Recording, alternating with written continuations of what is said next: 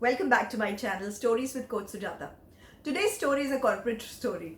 A story that has a manager, Ramesh, and his subordinate, Suresh. They were completely opposite personalities. Ramesh was direct, decisive, dynamic, very dominant also. So many a times his team members were a little intimidated by his presence in the team. Whereas Suresh was completely different. He was very hardworking and industrious, but he was a very peace loving person. He was easygoing, peace loving, always had a smile for everyone, and majorly used to avoid conflict of any kind. So he was the peacemaker of the team. So what would happen was for small things, for maybe in brainstorming sessions or during product update meetings or during awareness sessions, any of these sessions, if and when Suresh would have a point, Ramesh would almost immediately make his own point known. And there were such various instances that were building up the resentment that Ramesh had for Suresh, that Suresh had for Ramesh. So there was this conflict and conflicting situation that was building up. It was building the tension in the office environment, in that particular team, and it was directly affecting the kind of quality that the team was actually producing. So this does happen in many other workplaces. This also happens in a normal, personal relationship that we may have with someone. So what are we talking about? We are talking about conflict management. And the moral of the story was that the employee, that hardworking employee, actually quit the organization. So let's not come to a situation where such a thing happens, attrition actually happens. Instead, let's try to see how we can manage, welcome, mitigate this conflict.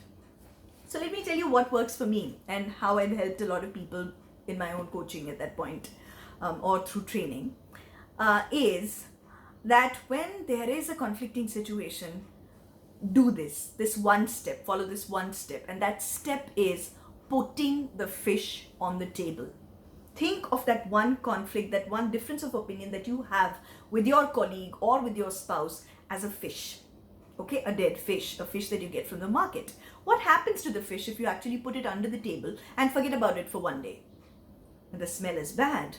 The third day, the smell is, it's a stench, it's unbearable. And the fish has it is rotten and it's terrible. It can also cause infection in the household.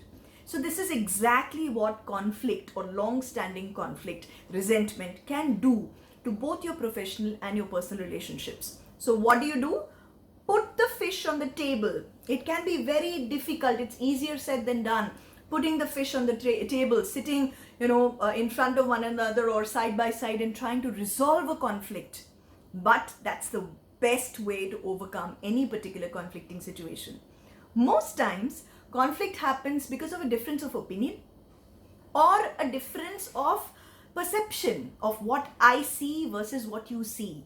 So at that point, one tip for everyone that will work beautifully, that has worked really well for me, is stopping ourselves for a minute and saying, okay, I have a goal that both of us have to reach. We have to resolve this. That's the common goal, building a common goal. And then saying, okay, now I will hold my horses. Let's do a twizy, twizy. Okay? Let's do a twizy, twizy. Twizy means the way you see it. Twizy means the way I see it. So I will say, I'm going to hold my horses. I may be the boss, I may be the subordinate, I may be the wife, I may be the husband, I may be anyone in this relationship. But I will hold my horses because that's what I can control, my own reaction, right? My own response. So I'll say, okay, I'm going to hold my horses for a minute and let me see the way you see it. You describe the situation. You describe why you differ from my point of view. What do?